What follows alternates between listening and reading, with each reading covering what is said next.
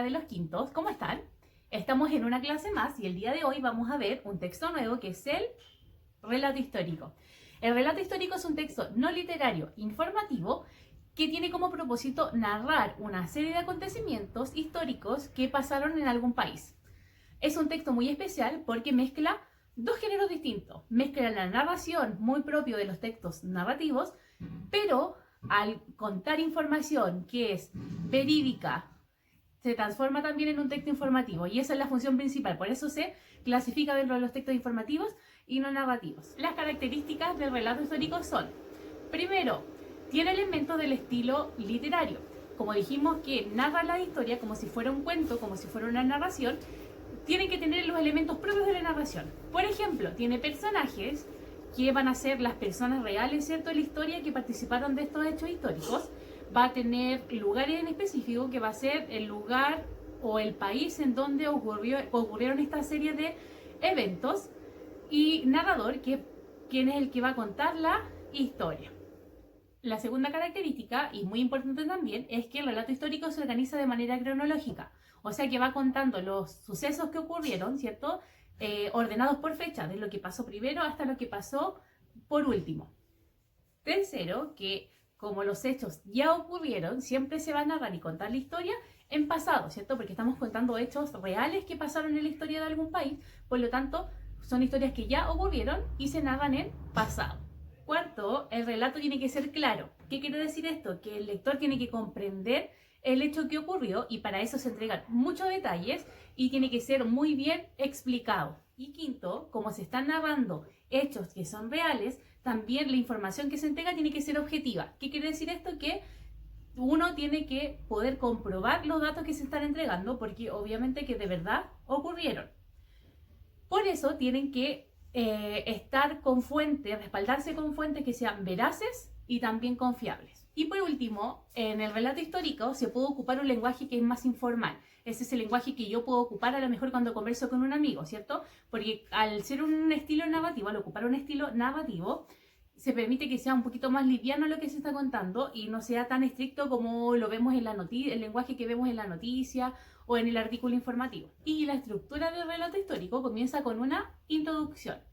En la introducción se cuenta más o menos el contexto en el que está el personaje inserto antes de que comience la hazaña que él realizó. Se podría decir que es como todo lo que vive la sociedad en ese momento, todo lo que está pasando en la vida del personaje que lo lleva a actuar y a intervenir en la historia de cada país. En el desarrollo se narran todos estos acontecimientos que van a ir dando vida al relato histórico y a lo que pasó. Se cuenta todo lo que pasó con el mayor detalle posible, ¿cierto?, para que se entienda muy bien cuál fue hazaña histórica que se realizó. Y entonces también aparece lo que son las motivaciones de los personajes, que tiene que ver con los motivos que lo llevaron a actuar de esa forma y hacer lo que hizo, y todos los obstáculos también que tuvo este personaje, que son las dificultades que lo obligaron al protagonista a modificar sus planes iniciales, lo que él quería hacer, y ayudan a comprender mejor cómo se desenvolvieron todos los hechos que ocurrieron en la historia. Y por último tenemos las conclusiones, en donde se pone el punto final a los sucesos que se narraron, que pueden incluir las consecuencias que tuvo para el país o para el personaje lo que hizo, ¿cierto? Las implicancias también, o un análisis de lo que hizo, y obviamente que se cuenta qué sucedió con los personajes y con los espacios físicos en donde se desarrollaron los sucesos que se contaron. Espero que le haya quedado muy claro todas las características que tiene la estructura del relato histórico, y ahora los dejo con la profesora Denise, que les va a explicar, les va a mostrar, mejor dicho, un relato histórico para que podamos ir colocando en práctica todos estos elementos que aprendimos. Hasta la próxima clase. Niños, ¿cómo están? Espero que se encuentren muy bien en sus casitas. Bueno, el día de hoy les cuento que les he traído un ejemplo para que ustedes logren entender mejor qué es un relato histórico. Pero este ejemplo se los voy a presentar de manera audiovisual, o sea, a través de un video. Este relato histórico que vamos a ver hoy está basado en la historia de México durante la Guerra de México y Estados Unidos, que se registró en la batalla de Chapultepec, el 13 de septiembre de 1847, titulada Niños Héroes. Vamos a ver. Barro Negro presenta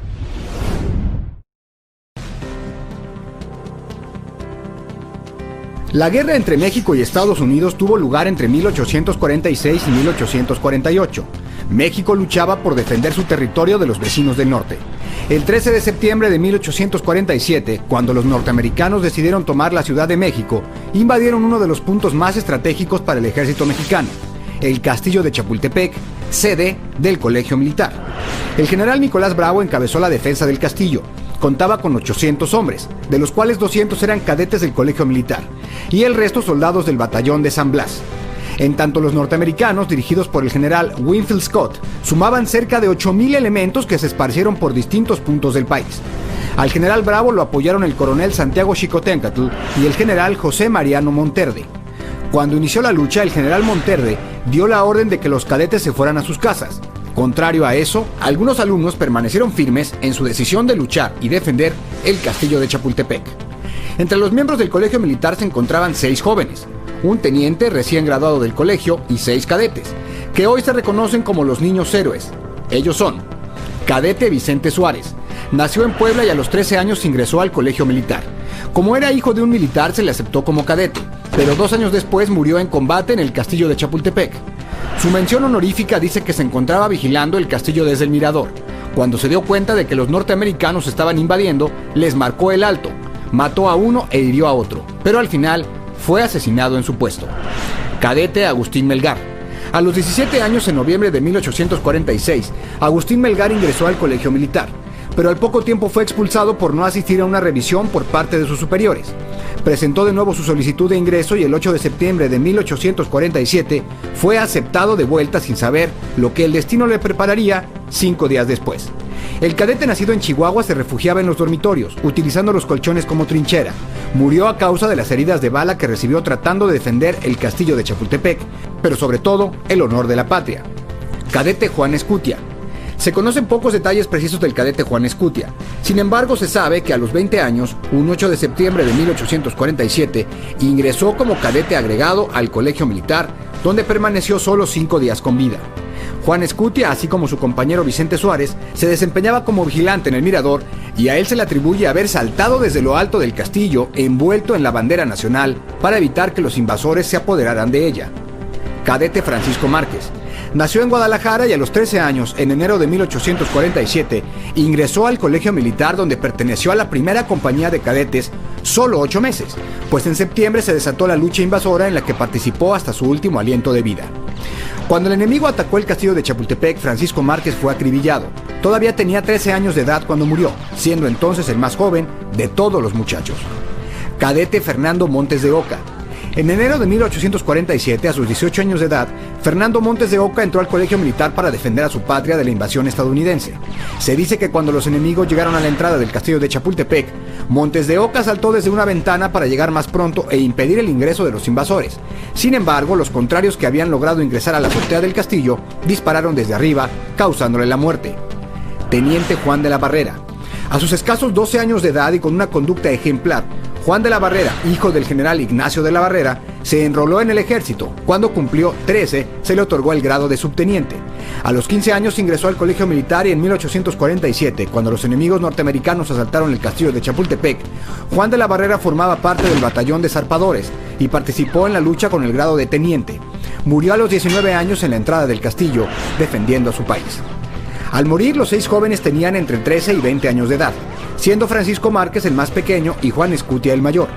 De la toma del castillo de Chapultepec, el ejército norteamericano salió victorioso, así como de la guerra en contra de México, en la que obtuvieron más de la mitad del territorio que hoy nos pertenece, desde California hasta Texas. 100 años después, en 1947, los restos de los cadetes fueron reconocidos oficialmente como los de los niños héroes del castillo de Chapultepec. Dichos restos se depositaron en urnas de cristal que permanecieron en la sala de banderas del Colegio Militar hasta hace 60 años. En noviembre de 1952, las urnas fueron trasladadas con honores al altar a la patria, pero que comúnmente se conoce como el Monumento a los Niños Héroes, ubicado en las faldas del Cerro de Chapultepec.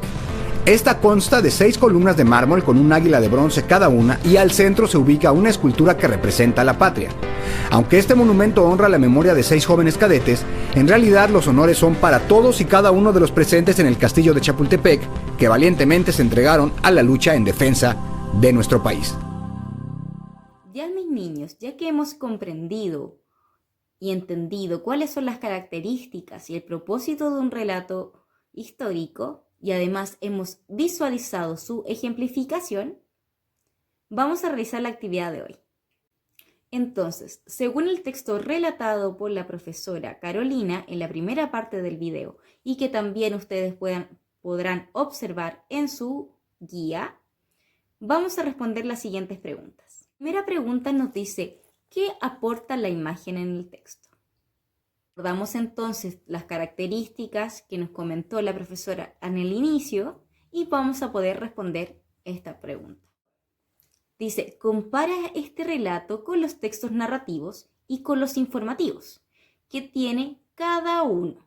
Completa el cuadro. Entonces vemos aquí el cuadro donde dice los textos narrativos tienen y por otro lado de los textos informativos tienen, ¿cierto? Número 3 nos dice, selecciona la opción en que los sucesos del texto están presentados en el orden adecuado, o sea, en el orden cronológico que se estuvo relatando o narrando, ¿cierto? Vamos a leer las alternativas y vamos a elegir la más apropiada según lo que nosotros hemos observado en el texto. Número 4 nos dice, ¿en qué año las tropas de Hidalgo tomaron Alhóndiga de Granaditas? Miramos las fechas y seleccionamos según la información que vamos a obtener en el relato. Y eso es todo. Cariños, besitos